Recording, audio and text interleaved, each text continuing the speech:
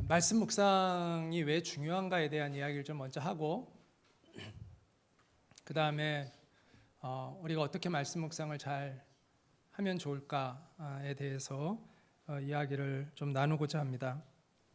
저는 저의 목회의 목표는 한 가지라고 생각합니다. 모든 성도들이 하나님의 말씀 앞에서 살아가게 만드는 일이 제가 해야 하는 가장 중요한 일이라고 생각을 합니다. 그게 목회자의 몫이고, 또 교회를 맡은 사람으로서, 또 제가 이제 드림이 교회 담임 목사가 될 건데, 제 목표는 하나입니다. 그들이 하나님의 말씀 앞에서 몸부림치고 그 말씀대로 살아가는 사람이 되게 하는 것, 그 한 가지, 아주 심플하죠. 그거에 모든 것을 힘을 기울이려고 합니다. 17세기의 계몽주의 시대에 영국의 철학자인 그 베이컨이 지식은 그 자체가 곧 힘이다 라는 이야기를 했습니다. 오늘날은 그 말이 더 실감이 나죠. 오늘날을 지식 정보의 시대라고 이야기를 합니다. 엘빈 토플러가 일찍이 1990년에 권력의 이동이라는 그 책에서 과거에는 사회를 지배하는 힘이 돈, 또 무력 이런 것이 있었지만 앞으로의 사회는 지식이 될 것이다 라고 예견을 했습니다. 그리고 그것은 우리의 눈앞에 분명하게 현실로 인식되어집니다. 예전에는 부자가 되려면 땅이 많아야 부자였죠. 물론 지금도 땅이 많은 사람이 부자이죠. 그러나 점차 부자가 되는 조건들이 바뀝니다. 오늘날 가장 급격하게 돈을 한 번에 확 부자가 될 수 있는 방법은 지식을 갖는 것입니다.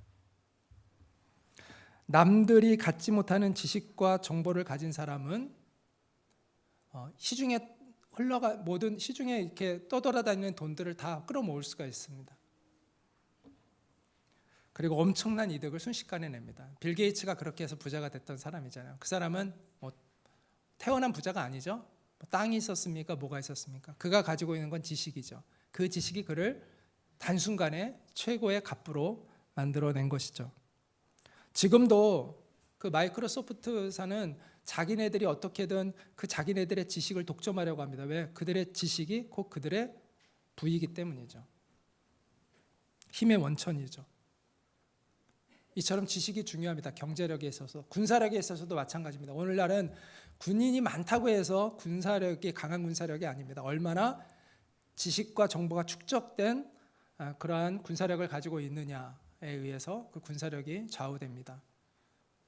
그래서 인공위성을 통해서 속속들이 그걸 보고, 그 다음에 마이크로칩이 장착되어진 그런 미사일을 가지고 정확하게 정밀 타격을 하는 거죠. 이처럼 지식의 힘은 사회의 모든 분야에서 이제 절대적인 문제이죠. 절대적인 것이 되었습니다. 그런데 우리의 영혼의 흥망성쇠는 원래 지식에 의해 결정되는 것이었습니다. 본래부터 지식의 문제였다는 것입니다. 이스라엘은 하나님께서 모든 인류에게 이 영적인 가르침을 주시기 위해 선택한 민족입니다. 그리고 그들의 역사는 우리에게 그런 영적인 교훈을 주기 위한 역사입니다. 하나님께서 이스라엘 백성들이 패망했던 이유를 말씀하셨는데, 호세아서 4장 6절에 보면 내 백성이 지식이 없으므로 망하는 도다 이렇게 얘기하셨습니다. 내 백성이 지식이 없으므로 망하는 도다 이렇게 말씀하셨다는 거죠.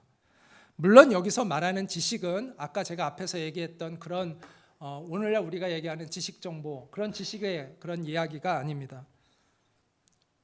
거기서 이야기하는 지식은 무엇 때문에 그들이 망했냐면 무엇에 대한 지식이 없어서 하나님을 아는 지식이 없었기 때문이라는 것이죠. 호세아 4장 1절부터 우리 3절까지 같이 한번 읽겠습니다. 시작. 이스라엘 자손들아 여호와의 말씀을 들으라. 여호와께서 이 땅 주민과 논쟁하시나니. 화면이 좀 띄워주시면 좋겠습니다. 다시 화면 띄워지면 같이 한번 읽을게요. 호세아 4장 1절부터 3절 같이 읽을까요? 시작. 이스라엘 자손들아 여호와의 말씀을 들으라. 여호와께서 이 땅 주민과 논쟁하시나니 이 땅에는 진실도 없고 인애도 없고 하나님을 아는 지식도 없고 오직 저주와 속임과 살인과 도둑질과 간음뿐이요 포악하여 피가 피를 뒤이음이라. 그러므로 이 땅이 슬퍼하며 거기 사는 자와 들짐승과 공중에 나는 새가 다 쇠잔할 것이요 바다의 고기도 없어지리라. 네, 여기서 하나님을 아는 지식이 없어서 그들의 죄악이 가득하고 그 땅이 멸망하게 되었다라는 말씀을 하고 있습니다.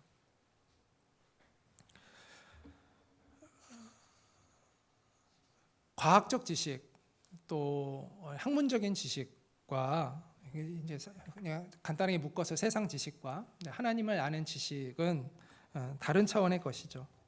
이 세상의 지식은 우리의 육체를 만족시키는 그 많은 것들을 얻는 데 힘이 됩니다. 부와 명예를, 권력을 가져다 줄 수 있고 또 우리의 육체에 편안함과 안락함을 주는 것들을 그 지식이 제공해 줍니다. 세상의 지식이. 근데 그것까지죠. 우리의 영혼을 만족시키는 일은 결코 이 세상의 지식이 채워줄 수 있는 것이 아닙니다. 어떤 것도 우리에게 이 세상의 지식이 그것을 가져다 줄 수 없습니다. 사랑과 우정, 기쁨과 평화, 위로와 안식, 이것들은 세상의 지식이 주는 게 아닙니다. 영원한 소망 역시도 마찬가지죠. 죽음을 눈앞에 둔다면 이 세상에서 배운 우리의 지식은 아무 소용이 없습니다. 죽음 앞에서는. 그만큼 세상의 지식은 영혼의 문제에 있어서는 완전 무기력합니다. 영혼의 문제를 해결하기 위해서는 세상의 지식과는 다른 또 다른 차원의 지식이 우리에게 필요하다는 것이죠. 그게 바로 하나님을 아는 지식이라고 성경은 우리에게 말씀하고 있습니다. 그래서 성경은 이렇게 말씀하죠. 같이 읽어볼까요? 시작. 영생은 곧 유일하신 참 하나님과 그의 보내신 자 예수 그리스도를 아는 것이니이다. 하나님을 알아야 합니다. 우리의 영혼의 흥망성쇠는 하나님을 아는 것에 달려 있습니다. 그래서 호세아 선지자가 호세아 6장 3절에서 또 이렇게 말씀을 했습니다. 같이 읽겠습니다. 그러므로 우리가 여호와를 알자, 힘써 여호와를 알자. 그의 나타나심은 새벽빛같이 어김없나니 비와 같이 땅을 적시는 늦은 비와 같이 우리에게 임하시리라 하니라. 하나님은 이랬다 저랬다 하는 분이 아니기 때문에 우리가 정말 하나님을 알려고 하면 잘 알 수가 있습니다. 우리가 정말 속마음 알기 어려운 사람들이 있잖아요. 그리고 그 변덕이 너무 쥐끌듯해가지고 정말 도대체 이 사람이 어떤 사람인지 알 수 없는 사람들이 있는데 하나님은 그런 분이 아니라 우리가 하나님을 힘써 알려고 하면 힘써 알아지는 하나님이에요. 하나님은 변하지 않으세요. 그래서 우리가 성경을 통해서 하나님의 말씀, 하나님을 잘 알 수 있는 것이죠. 변하지 않는 하나님을. 하나님이 이랬다 저랬다 하면 성경이 하나님에 대해서 어떻게 이렇게 기록해 놓을 수가 없죠. 그러나 하나님은 어떤 분이신지가 명확하기 때문에 우리에게 그것을 잘 알려주고 있기 때문에 우리가 하나님을 힘써 알면 알게 됩니다. 그 지식을 갖추게 됩니다. 자, 그러면 우리가 어떻게 하나님을 알아갈 수 있을까? 먼저 그걸 위해서는 하나님을 아는 것과 하나님에 대해서 아는 것은 차이가 있는 것이죠. 하나님에 대해서 아는 것은 하나님을 머리로 아는 거죠. 지식적으로 아는 것이죠. 그런데 하나님을 안다는 것은 하나님을 인격적으로 아는 것입니다. 하나님을 마음으로 아는 것입니다. 여러분이 좋아하는 연예인을 여러분이 머리로는 알죠. 그런데 그분이 여러분 만나서 반가워하지 않잖아요. 그러니까 아는 게 아니에요. 그러니까 그 사람을 아는, 그 사람에 대해서는 알지만 그 사람을 아는 게 아니에요.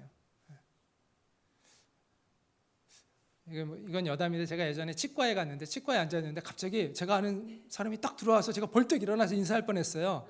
김은국 아저씨가 제가 젊었을 때 김은국 아저씨가 갑자기 나타나가지고 저는 평소에 텔레비를 보고 있으니까 너무 친근한 거예요. 그때 연예인이라는 생각을 못하고 제가 워낙 예의 바르잖아요. 그래서 항상 인사를 드리려고 하다가 이렇게 했다가 고개 이렇게 하다가 아차 싶어요. 반응이 없으니까 그분이. 그래서 자리에 앉았던 기억이 있는데 예. 서로 아는 사이가 아닌 거죠. 이처럼 하나님을 안다는 건 그 하나님에 대해서 아는 게, 하나님에 대한 지식을 알고 있는 게 아니라 하나님을 기뻐하고 서로 아는 관계, 인격적인 관계를, 그것이 하나님을 아는 것이다라고 이야기합니다. 여기서 힘써 하나님을 알라라고 할 때 이 알라는 바로 그 아는 것을 의미하고 있습니다.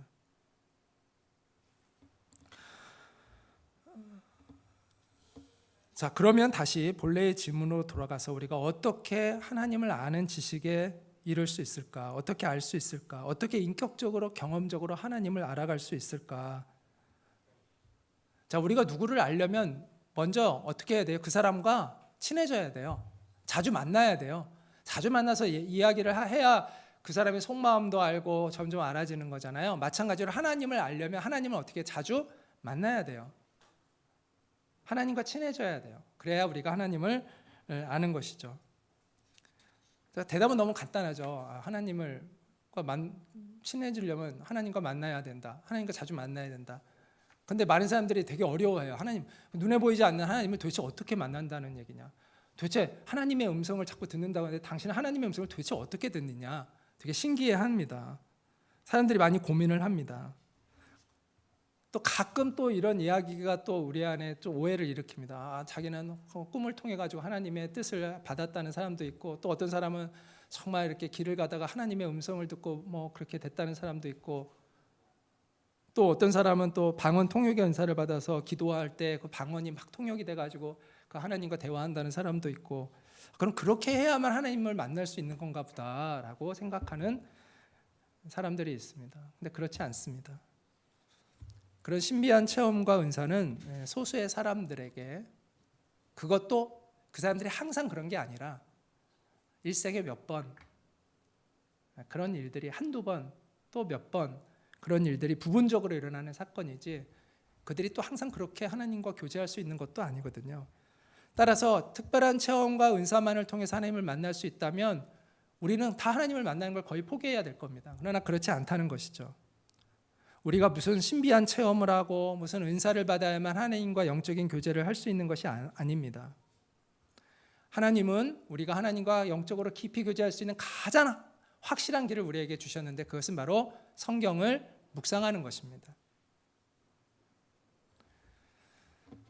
성경을 통한 하나님과의 만남에 기초하지 않은 채 다른 만남들을 통해서만 하나님을 만나고 있다면 그 사람은 잘못된 하나님과 교제하고 있는 것입니다.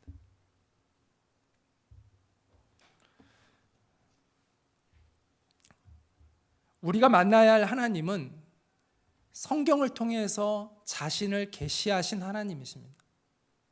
우리가 만나야 될 하나님은 성경으로 자신을 계시하신 하나님입니다.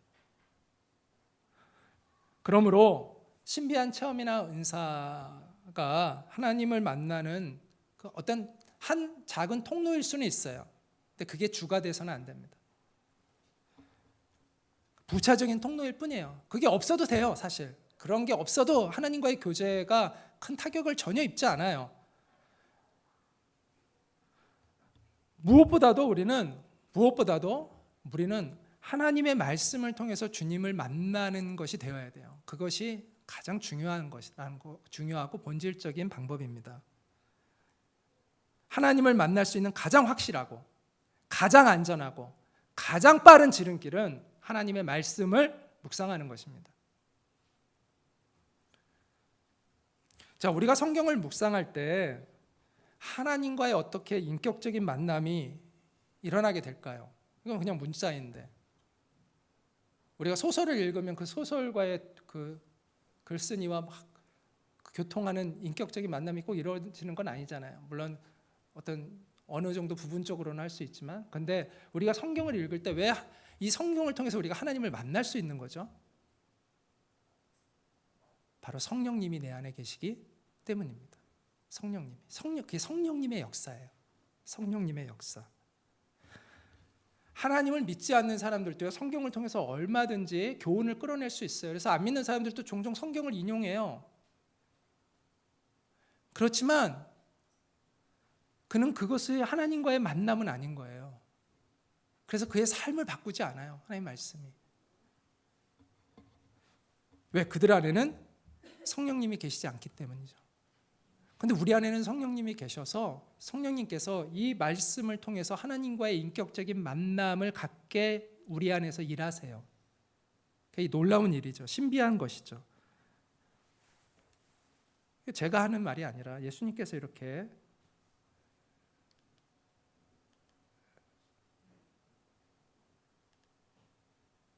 말씀하셨습니다. 자, 요한복음 14장 16절 보면 내가 아버지께 구하겠으니 그가 또 다른 보혜사를 너희에게 주사. 여기서 또 다른 보혜사는 성령님을 얘기합니다.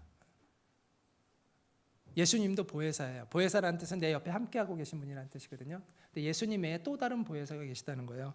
그 보혜사를 너희에게 주사 영원토록 너희와 함께 있게 하리니 그는 진리의 영이라. 여기 진리의 영이라는 말이 나오죠. 오늘 제가 진리의 영 안에서 예배해야 한다고 얘기했는데 그 진리의 영, 그 성령님이라고 얘기했는데 여기에 진리의 영이라 이렇게 말씀하고 있습니다.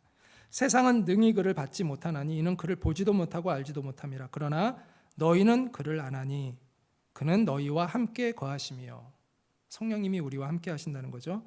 또 너희 속에 계시겠습니다.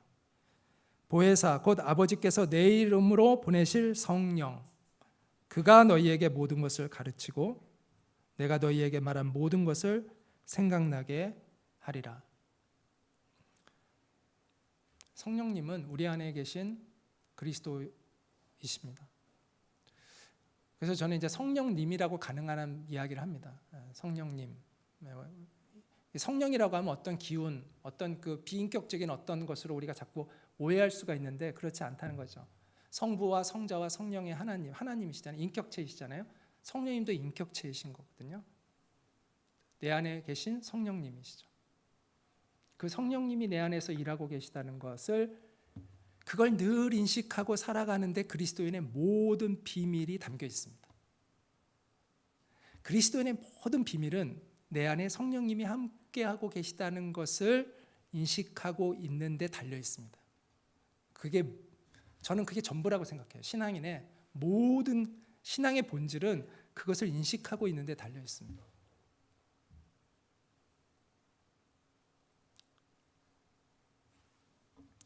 우리가 성경을 읽는 목적은 단순히 교훈을 얻거나 교양을 쌓기 위한 것이 아닙니다. 하나님을 인격적으로 만나기 위한 것입니다. 내가 성경을 읽으면서 감동을 받는 것은요, 그냥 일어나는 일이 아닙니다. 내 안에 계신 성령님이 역사하시고 있는 순간이고, 아까도 오전에 말씀드린 대로 그게 예배의 순간입니다. 하나님을 만나는 순간이라는 것이죠. 하나님의 임재가 있는 순간입니다. 말씀을 통해서 여러분 인격적인 교통을 가져보셨습니까? 하나님의 말씀으로 여러분의 죄악이 드러나서 그것 때문에 애통하신 적이 있습니까? 하나님의 말씀 때문에 여러분의 이기적인 자아가 굴복되어지는 것을 경험한 적이 있습니까? 하나님의 말씀으로 인해서 여러분이 두려움 가운데 있다가 용기와 능력을 받는 체험을 한 적이 있습니까? 그렇다면 여러분 안에 이 말씀이 일어나고 있는 것이죠. 하나님의 말씀은 살아있고 활력이 있어 좌우의 날선 어떤 검보다도 예리하여 혼과 영과 및 관절과 골수를 찔러 쪼개기까지 하며 또 마음의 생각과 뜻을 판단하나니 지으신 것이 하나도 그 앞에 나타나지 않음이 없고 우리의 결산을 받으실 이의 눈앞에 만물이 벌거벗은 것 같이 드러나느니라. 다시 이제 결론적으로 얘기해서 하나님의 말씀을 묵상하는 것은 하나님과의 실제적인 만남을 갖는 것이다. 이렇게 이야기할 수 있습니다. 제가 미국에 유학을 갔을 때 처음에 이제 아주 시골에 갔어요. 시골에 가서 제가 이제 결혼해서 제 아내와 함께 시골에서 한 1년 반 정도 언어연수를 하면서 있었는데 그때 제가 송 집사님이라는 분을 그 당시 지금은 뭐 직분이 어떻게 되시는지 모르겠지만 당시에 제가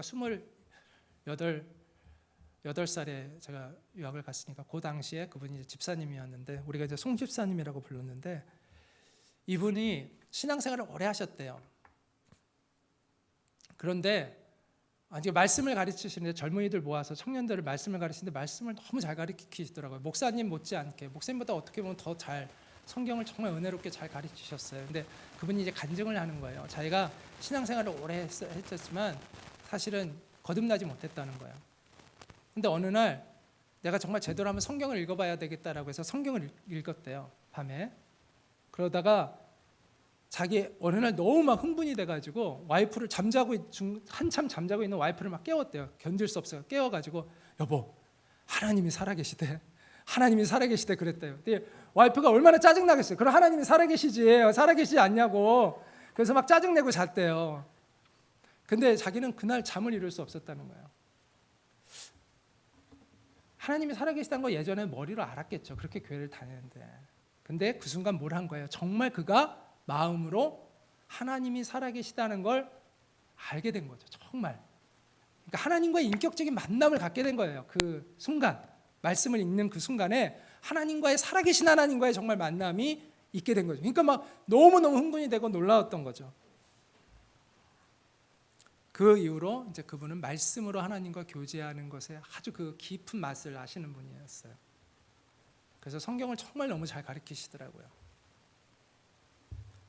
이처럼 우리가 성경을 진정으로 마음을 다하여 읽을 때 우리 안에 계신 성령님이 역사하십니다. 그리고 그 놀라운 성경의 진리들을 우리로 하여금 깨닫게 하십니다. 그 순간이 하나님과의 인격적인 만남의 순간이라는 것을 우리가 인식해야 합니다. 그것이 바로 성령님이 내 안에 역사하고 계시다는 것을 우리가 인식해야 합니다. 그 만남들이 쌓이면서 우리가 하나님과 어떻게 해져요? 가까워지는 거예요. 하나님과 가까워지려면 하나님 말씀을 묵상해야 돼요. 하나님과 친해지려면 하나님의 말씀을 묵상해야 돼요. 그런 의미에서 말씀파와 성령파가 분리될 수 없다는 거예요. 아까도 아침에도 얘기했지만 그것은 잘못이라는 것이죠. 성령님은 하나님의 말씀으로 우리를 인도합니다. 그리고 성령님의 조명하심이 없으면, 조명이 빛을 비춘다는 것이잖아요. 성령님이 우리에게 빛을 비추어 주시지 않으면 우리는 말씀을 깨달을 수 없습니다.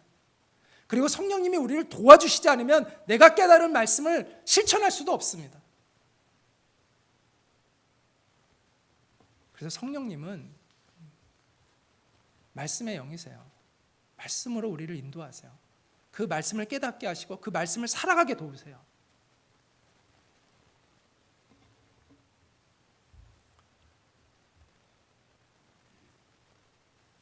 자, 명상과 기독교의 묵상은 뭐가 다를까요? 간단히 이게 좀 참고로 우리 좀 짚고 넘어갈 필요가 있는데, 모든 종교마다 명상이 있습니다. 기독교의 묵상도 이제 큰 테두리 안에서 이제 명상이 하나로 사람들은 그렇게 인식을 하죠. 그럼 명상과 다른 종교의 명상과 기독교의 명상이라는 묵상은 어떤 차이가 있을까요? 자, 불교에서는 참선이라고 하죠. 그리고 힌두교에서는 초월 명상이라고 합니다. 요가 같은 데서는 흔히 초월 명상이라고 이렇게 합니다. 도교에서는 그걸 정공 수련이라고 합니다. 기공의 돌을 이제 공을 들이는데 기를 이렇게 모으면서 그래서 그 집중을 하는데 움직이는 거를 동공 수련이라고 하고 가만히 앉아서 하는 걸 정공 수련이라고 하거든요. 그러면 여기도 다 있어요. 그러니까 모든 종교마다 다 묵상이나 메디테이션이 있어요. 그런데 기독교에서의 메디테이션은, 묵상은, 명상은 무엇이 다른가? 다른 종교들은요, 이 외부로 향해 있는 자신의 마음을 안으로 이렇게 돌려서 자기 내면 안에 있는 순수한 자아 의식의 세계로 들어가는 겁니다.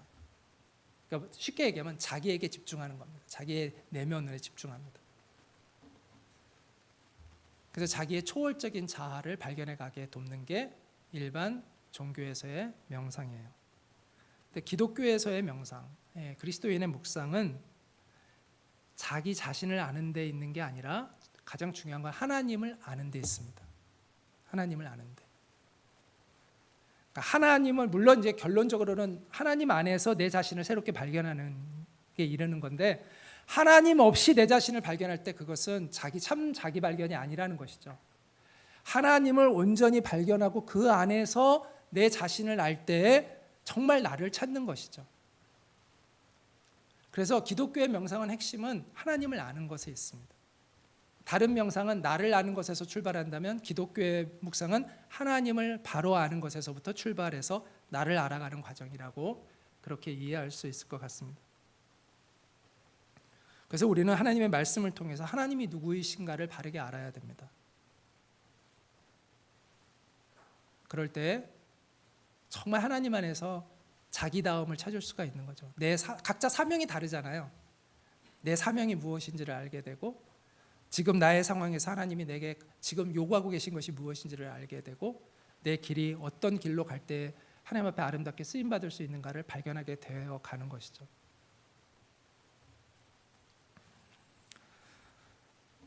자, 지금까지 우리가 하나님의 말씀을 통해서 묵상하는 게 얼마나 중요한 것인가 말씀을 드렸습니다. 우리의 영혼의 흥망성쇠가 하나님을 아는 지식에 달려 있다라는 것이죠.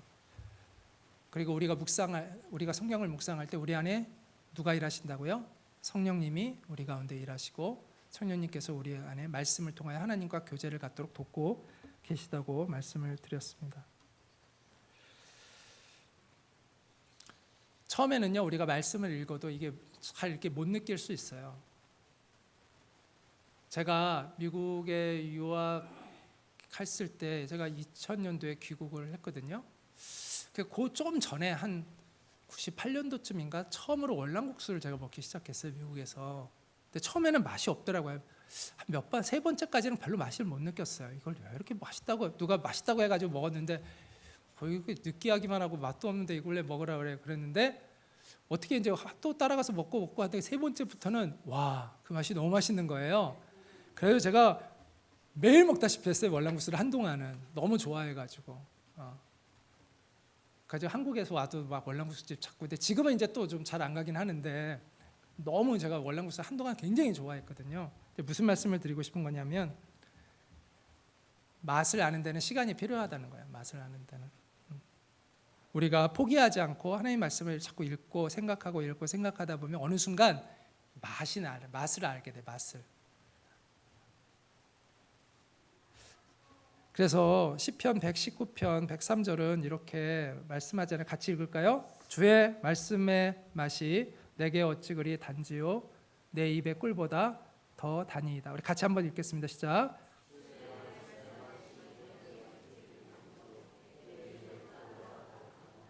네. 어느 순간 달아집니다, 말씀이. 그걸 맛을 알게 됩니다. 주님을 알아가는 것만큼 우리의 인생은 힘을 얻습니다. 주님을 알아가는 것만큼 우리의 인생은 자유로워집니다. 또 주님을 알아가는 것만큼 우리의 인생은 깊고 아름다워집니다. 그래서 말씀 묵상을 통해서 하나님을 만나는 여러분들이 되시기를 바랍니다. 자, 그러면 어떻게 우리가 말씀을 묵상하면 좋을까? 흔히 우리 큐티라는 말 많이 들어보시죠? quiet time, 조용한 시간이라고 흔히 얘기하는데 또 경건한 시간 이렇게 얘기하는데 말씀 묵상과 큐티는 결론적으로 같습니다. 근데 어떤 사람은 큐티는 말씀 묵상과 다르다 이렇게 이야기하는 사람이 가끔 있어요. 근데 그건 잘못된 이해인데 왜 그런 이해가 발생하냐면 예전에 큐티 세미나라는 걸 참 많이 했어요. 요즘은 좀 별로 많이 안 하는데 한동안은 큐티 세미나라는 걸 참 많이 했어요. 큐티 세미나를 가면 큐티하는 방법을 가르쳐줘요. 나름대로도 자기네들이 만든 방법들이 있잖아요. 그러면서 이렇게 하는 게 큐티다라고 얘기를 해주는 거예요. 그러면 사람들이 큐티는 일반 묵상과는 다른가 보다. 이제 또 이렇게 막 생각하고 큐티와 묵상은 달라요. 이렇게 하면서 큐티는 이런 식으로 하는 게 큐티입니다라고 이렇게 이제 주장하는 분들이 있는데 그거는 원래 태권도 1단이 무섭잖아요. 그거는 한 군데 가가지고 너무 은혜를 받아서 이제 그런 거고 같은 겁니다. 큐티는 조용한 시간이잖아요. 조용한 시간. 그러니까 말씀 묵상을 하려면 조용한 시간을 만들어야 되거든요. 그래서 조용한 시간을 갖는다. 그걸 이제 말씀 묵상을 이제 큐티라고 해서 이렇게 보급화하는 것이지 그게 본질적으로 다른 게 아닙니다. 큐티는 말씀 묵상입니다. 자, 묵상하다는 영어로 meditate잖아요. 이 영어 단어의 어원은 메디탈이라는 라틴어인데 이 라틴어는 주의하다, 그러니까 집중하는 거죠. 어떤 거에 주의를 집중시키는 것. 그 다음에 마음으로 생각하다입니다. 마음으로 생각하다. 또 어떤 의미가 있냐면 단련하다라는 뜻도 있어요. 단련하다, 익숙해지다 이런 뜻도 있습니다. 자, 말씀 묵상이란 하나님의 말씀에 집중하는 겁니다. 집중하고 그래서 깊이 생각하는 거예요. 생각을 깊이 하는 거예요. 그 말씀에 집중해서 생각을 깊이 하는 거예요. 그래서 그 말씀이 내 내면에 점점 흡수되어지도록 하는 거예요. 그러니까 말씀이 내 삶에 익숙해지게 하는 것입니다. 아까 메디테이트, 익숙하다라는 의미가 원래 어원에서 있다 그랬잖아요. 어떤 거에 익숙해지는 겁니다. 그 말씀이 내게 익숙해지는 것입니다. 그 말씀이 내 삶에 거리가 느껴지지 않고 가까이 느껴지는 것입니다. 느끼게 만드는 거예요. 그럴 때 우리는 그 말씀으로 하나님을 만나고 말씀으로 변화되는 것입니다. 흔히 말씀을 성취하는 다양한 방법들에 대해서 얘기하면서 이제 손가락의 비유를 많이 들거든요. 이게 엄지 손가락을 우리가 이게 5가지 손가락으로 우리가 책을 잡듯이 5가지로 우리가 하나님의 말씀을 섭취할 수 있다. 흔히들 얘기하는데 읽기, 듣기, 하나님의 말씀을 읽는 것, 또 듣는 것, 그 다음에 공부하는 것. 우리가 이제 성경 공부라고 하잖아요. 공부하는 거, 연구라고도 할 수 있고 성경 공부. 그 다음에 성경 암송, 외우는 거죠. 그 다음에 묵상 이렇게 이야기를 하는데 저는 이 5가지 방법이라기보다는 저는 4가지의 방법을 이 묵상이 다 바치고 있다고 생각합니다.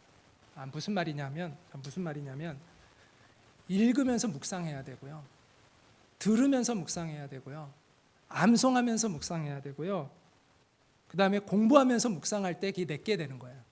그래서 묵상은 방법이 하나가 아니라 이 4가지 읽기, 듣기, 그 다음에 공부하는 것, 암송하는 것이 다 묵상을 통해서 내 삶에 흡수되는 것입니다. 이해하시죠? 무슨 말을 하고 있는지. 그래서 항상 뭐든지 묵상이 필요한 것이다 라는 거죠. 그래서 말씀 묵상을 잘하기 위해서는 우리가 심플합니다. 2가지만 실천하시면 돼요. 매우 심플하죠. 예. 다른 거 막 복잡한 거 다 필요 없어요. 딱 2가지만 실천하시면 돼요. 그럼 말씀 묵상 하실 수가 있어요. 솔깃하죠. 네. 첫째는 조용한 시간을 만드는 겁니다. 나만의 조용한 시간을 이게 거의 반입니다. 반 더 이상입니다. 이 시간을 가지면 이제 하시는 거예요. 이걸 가지면 하는 거고 이걸 못하면 못하는 거예요. 콰이어트 타임, 아까 큐티, 조용한 시간. 조용한 시간을 내가 갖지 않으면 말씀 묵상 못해요. TV 켜놓고 막 얘기하면서 말씀 묵상 못해요. 말씀 묵상을 하려면 집중하는 게 필요하거든요. 많은 사람들이 오전에, 새벽에 특히 이제 오전에 말씀 묵상을 많이 하는데 어떤 분들은 막 아침에만 말씀 묵상 무조건 아침에 해야 된다 이러는 분이 있는데 그건 그런 게 아니라 원리가 그래도 아침이 다른 데에 비해서 방해를 안 받는 자기 시간을 가질 수 있기 때문에 그런 거거든요. 저녁에는 사람 몸이 지치면 큐티하기 싫잖아요. 그냥 자고 싶잖아요. 그래도 아침에는 좀 자고 나서 활력이 있으니까 아침이 잘 좋은 거고, 그 다음에 또 저녁 시간에는 직장 다니는 분들은 갑자기 자기가 원하지 않는 일들이 막 잡히니까 또 시간을 못 내잖아요. 그러니까 이게 뒤에 시간들은 내가 컨트롤하기 어려운 시간이 점점 돼요. 그래서 그래도 내가 아침에 일어나는 시간은 내가 정할 수 있고 아침부터 막 새벽 5시에 나오라는 사람은 없잖아요. 그러니까 그래도 직장 다 갈 때까지 시간이 확보되어 있으니까 그 시간을 활용하는 것이 매일 하기에 가장 좋아서 그 시간을 하나 하는 것이지 말씀 묵상은 아무 때나 해도 돼요. 내가 나는 점심이 좋은 사람은 점심 해도 되고 저녁이 좋은 사람은 저녁 해도 되는 거죠. 근데 중요한 건 뭐냐면 하여튼 시간을 내면 돼요. 시간을. 이게 거의 90%라고 해도 과언이 아니에요. 이 시간을 내면 되는 거고 안 되면 안 되는 거거든요. 자, 조용한 시간을 만드는 거. 자, 또 하나는 뭐냐면 반복해서 읽고 반복해서 생각하는 것입니다. 묵상은 이거면 끝납니다. 반복해서 읽고 반복해서 생각하는 것입니다. 자, 우리가 처음에 성경을 읽으면 줄거리도 잘 생각이 안 돼요. 이게 이 줄거리 파악하는데도 한참 걸려요. 그렇죠? 그런데 이제 우리가 좀 도움을 받으려면 여기 제목이 있잖아요. 제목을 보면 좀 미리 감을 잡고 읽으면 훨씬 더 빠르죠. 근데 일단은 몇 번 읽어야 줄거리가 잡혀요. 그 줄거리만 잡힌 다음에 끝나면은 묵상이 안 되는 거예요. 또 몇 번을 읽어야 그 다음에 이게 생각이 되기 시작해요. 그래서 반복해서 읽고 반복해서 생각하면 묵상은 자연스럽게 되는 거예요. 자기 수준에 맞춰서 어쨌든 되는 거예요. 요거 두 가지만 하시면 돼요. 조용한 시간을 만들고 반복해서 읽고 반복해서 생각하는 거예요. 그러다 보면 이제 처음에는 줄거리를 이해하게 되고 그다음에 하나님이 어떤 분이신지를 점점 이렇게 보이게 되고 눈에 보이게 되고 깨달아가게 되고 그러면 나는 이렇게 살면 안 되겠고 그러면 하나님이 기뻐하시는 삶을 내가 살기를 원하는 사람이니까 그럼 내가 이렇게 살아야 되겠다라는 생각이 점점 확고해지는 거거든요. 그게 큐티죠. 그래서 우리가 묵상을 흔히 되새김질에 비유합니다. 소가 위에서 이제 그 먹은 걸 다시 토해내서 또 먹고 하면서 이게 완전 소화를 시키잖아요. 묵상도 마찬가지로 되새김질해서 하나님의 말씀이 내 삶에 완전히 소화되도록 내 마음에 완전히 소화되도록 하는 과정이 묵상이다라고 이야기할 수 있습니다. 자, 설교를 듣고 나서 왜 우리가 잘 변하지 않느냐? 설교를 듣는 것으로 그치기 때문에 묵상을 잘 안 하시잖아요. 그래서 그런 거예요. 설교를 듣고 묵상을 깊이 하는 사람은 변하거든요. 근데 묵상을 깊이 안 하니까 성경 공부를 해도 왜 안 변하냐? 묵상을 잘 안 하면 안 변해요. 그래서 그 말씀을 가지고 자꾸 또 생각하고 내 삶을 돌아보고 그렇게 할 때 그게 말씀이 내 안에서 역사에서 그걸 자꾸 나를 바꾸어 가는 거죠. 그래서 큐티는 너무 많은 분량을 하는 게 아닙니다. 통독은 우리가 빠른 시간 안에 성경 한 번을 쫙 보기 위해서 하는 건데 통독을 해가지고는 묵상하고는 또 다른 차원이에요. 물론 그것은 성경에 대한 지식을 갖기 위해서 통독이 때로는 필요하지만 통독하는 것으로 사람 반하지 않습니다. 백독을 한 사람, 안 바뀌는 사람 많습니다. 만독을 해도 안 바뀝니다. 똑같이 성질 부리고 똑같아요. 왜 안 되냐? 10,000번을 하고 100번을 하고 3번을 하고 이게 중요한 게 아니라 말씀을 묵상하지 않아서 그렇습니다. 그래서 때로는 우리가 통독도 필요하지만 통독 막 많이 했다 이게 중요한 게 아니라 성경을 많이 필사했다. 물론 필사하는 거 좋아요. 그런데 필사하고 묵상하지 않으면 아무 소용이 없어요. 필사를 10번을 한들 100번을 한들 안 바뀌는 사람은 안 바뀌어요. 묵상하지 않기 때문이죠. 그래서 묵상은 보통 이제 우리가 그래서 묵상집들 있잖아요. 책 보면 거기에 보통 한 장을 넘지 않습니다. 한 반 페이지, 반 장 정도의 분량으로 대부분 하게 되어 있습니다. 왜냐하면 그걸 계속 또 생각하려면 시간이 많이 걸리기 때문에 너무 많은 분량을 주지 않습니다. 많아야 한 장이죠. 그래서 저희가 이제 매일 한 장씩 하는 운동을 하잖아요. 전 딱 좋은 것 같아요. 한 장씩 이렇게 묵상하는 게. 근데 하여튼 반복해서 읽고 반복해서 생각하는 게 중요하다는 것이죠. 자, 그러면 이제 느껴져요. 깨달아지잖아요. 그걸 어떤 사람은 꼭 글을 써라 이렇게 하는데 그건 차원 문제예요. 내가 정말 깨달았잖아요. 그럼 그 깨달은 걸 잊고 싶지 않아서 한글 아는 사람은 또 쓰게 돼 있어요. 그냥 자연스러운 행동이에요. 쓰는 거는. 또 그걸 깨달았으면 또 그거 가지고 기도하게 돼 있어요. 사람이 깊은 깨달음이 있으면 뭔가 하게 돼 있어요. 잊지 않기 위해서 쓰고. 그래서 이걸 꼭 써야 된다, 뭐 해야 된다 이런 방법이 중요한 게 아니라 딱 두 가지. 조용한 시간을 내고 성경을 반복해서 읽고 또 생각하고 읽고 생각하면 자연스럽게 묵상은 됩니다.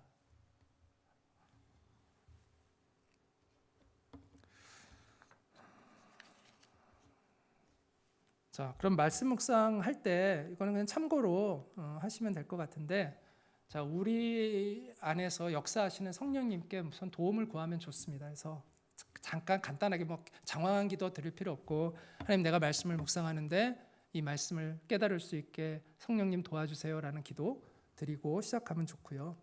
그 다음에 성경을 읽는 거죠. 그걸 듣기라고 합니다. 사실 수도원에서는 성경을 렉티오 디비나라고 해서 그들의 성경 이렇게 소리내어 읽는 게 원칙입니다. 우리는 이제 속으로 많이 읽잖아요. 근데 원래 수도원에서는 성경을 소리내어 읽습니다. 그리고 자기가 소리내어 읽을 때 자기가 듣는 청중이라는 의식을 가지고 듣는 겁니다. 내가 선포자가 되면서 내가 동시에 듣는 자가 된다는 의식이 있거든요. 성경은 그러니까 읽는 건 곧 듣기를 의미하는 거거든요. 성경은 듣는 것이죠. 성경을 듣는 게 필요하죠. 그렇다고 해서 제가 꼭 소리내어 읽어야 한다는 게 아닙니다. 이제 그런 의식, 내가 하나님의 말씀을 지금 듣고 있다라는 의식을 가지고 여러분이 속으로 읽으시면 돼요. 자, 하여튼 읽기, 듣기 같은 것이고요. 그 다음에 묵상하기가 생각한다는 것이죠. 같은 것이죠. 그 말씀을 우리가 가지고 생각해야 합니다. 그러니까 듣는 것으로만 그치지 말고 그걸 가지고 생각을 해야 된다는 거예요. 생각.